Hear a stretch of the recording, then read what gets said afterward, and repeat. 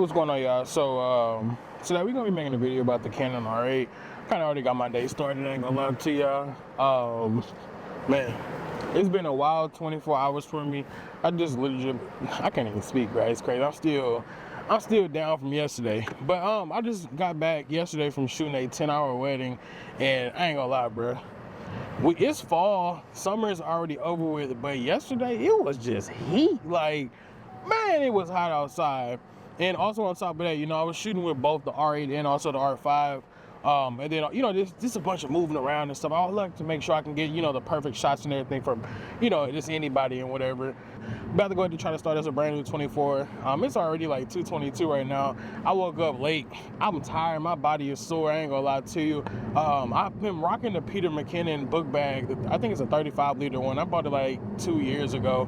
And that book bag is heavy by itself without having any equipment inside of it. But I have, you know, packed up 2 drones.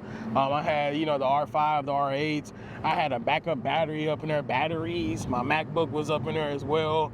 Man, I was 10 hours with that book bag on. I didn't place it down just because, you know, hey, I was like, you know, I never know, I may need something on the fly, but that's probably why I need to invest into like a sling bag or whatever, but yeah. But anyway, enough talk about what happened yesterday for now. So today we're gonna be talking about the Canon R8. I got a couple things I may go do today. Really not a lot, for real. Like I said, I'm finna go ahead and drop off some clothes to my kid, you know, for his school or whatever for the rest of the week. I'm getting myself a week off, you feel me? It's gonna be great. I'm gonna miss him though, I ain't gonna lie to you. But then also on top of that, we finna go get us some food. We got this place, it's called, I think Queso Juarez. I'm not for sure on how to pronounce it, but I think it is called Queso Juarez. So I'm gonna go there and go figure out what I'm gonna eat. Probably give me some nachos, tacos, or even a burrito. It depends.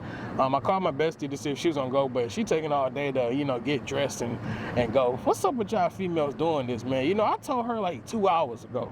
She finding every errand to run now. And I'm just like, you know what? Screw it. Like, I'm just gonna go by my dang own self. It's like straight up, bro. Man, but anyway, I'm gonna put this camera down and everything, go ahead and continue my drive. But we're gonna pick back up once we get back to the food spot. And yeah, see y'all in a second.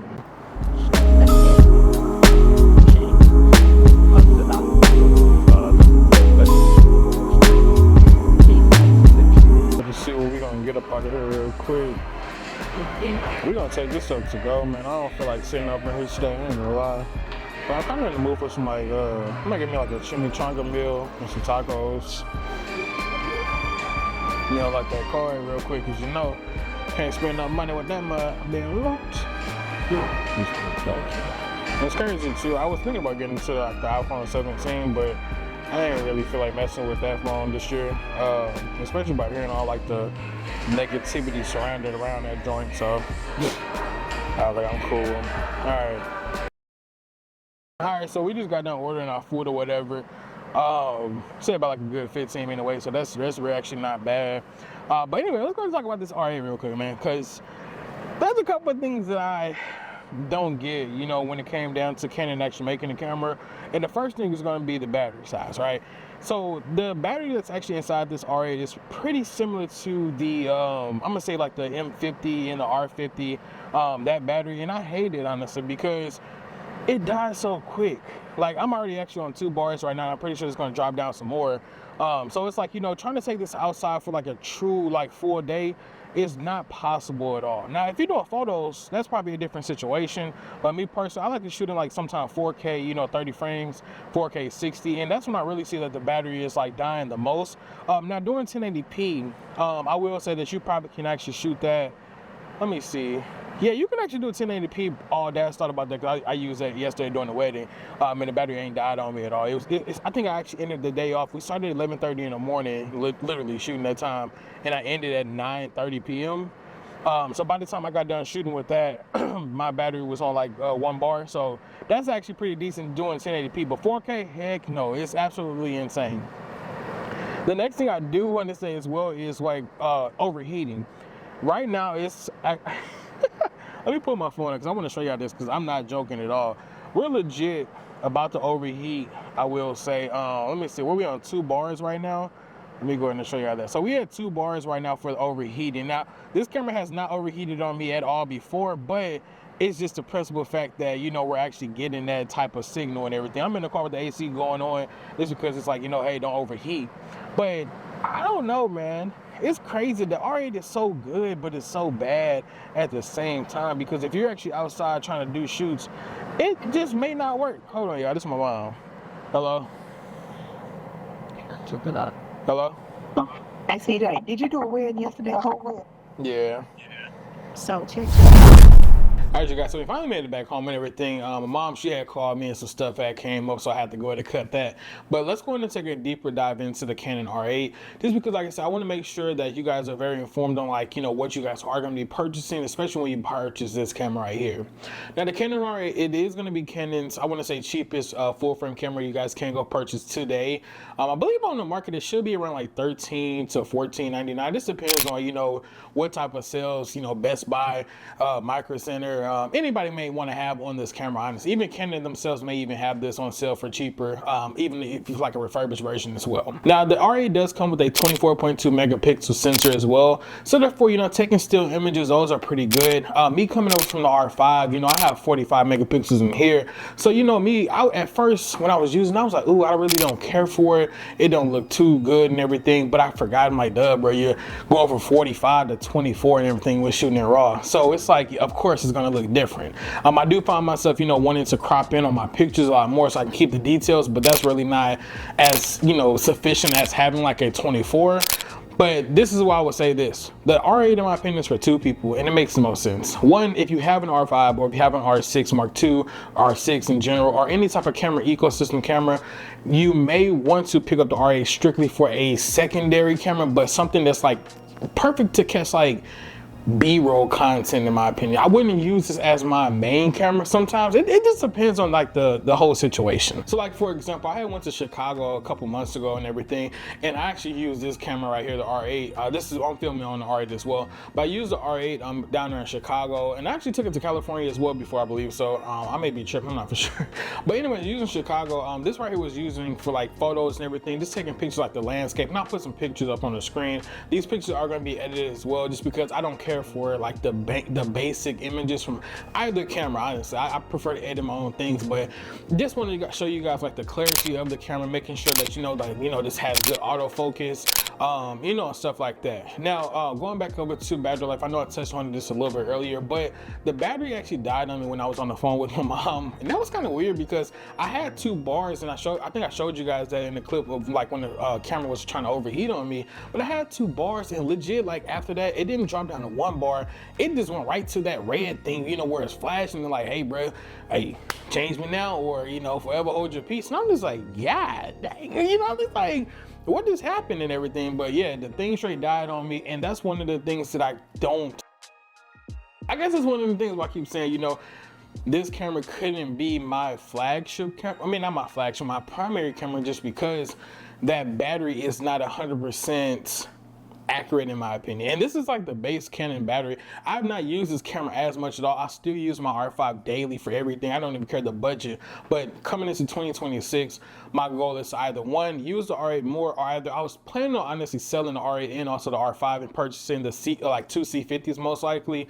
But I'm also thinking about just selling the R8 and just buying a C50 and pairing that up with the R5. It really just depends, for real. I hate the fact that, you know, we don't have the bigger battery that Canon has used for, you know, their bigger body cameras. All the full frame cameras basically have the same exact battery, but for some odd reason, this camera right here has like the battery that you can find in like the Canon R50 or M50. It makes no sense. Even the R7 has this battery that we have for the bigger bodies, and the R7 is an APS-C camera. What happened, you know? Stuff is kind of crazy, dog. Now let's go and talk about the video aspect of the Canon R8. Me personally, I love the video that comes out of this camera, just in the natural color profile. I was having some trouble and everything using like the log, but I think I figured out what it was.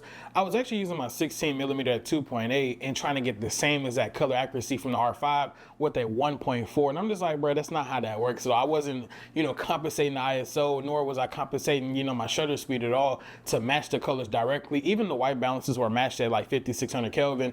I'm just like, why is the R8 coming up more saturated? I'm like, bro, duh, I mean, like, you're doubling your aperture, like, make it make sense. So now, now that I actually have a 1.4 on the R8, everything makes 100% more sense. So I'm cool with log now. It was just one of those things in the past where I was just like, bro, this makes no sense at all. I did take this camera out to go ahead and shoot a wedding. I'll upload some images here. I'm gonna show you guys the log footage that I did get. And then I may color grade this a little bit. It just depends, because I ain't gonna lie, I got over 100 gigabytes of data I gotta scrub through from that whole entire day. It's a 10-hour wedding that we went through, and dog, it's diabolical, straight up. But anyway, still staying on track with the video. The camera does, like I said, shoot at 4K up to 60 frames per second, but I think it may do 120 frames per second, probably in a lower, or it could even do 120 frames inside of 4K. I'm not for sure, I forget.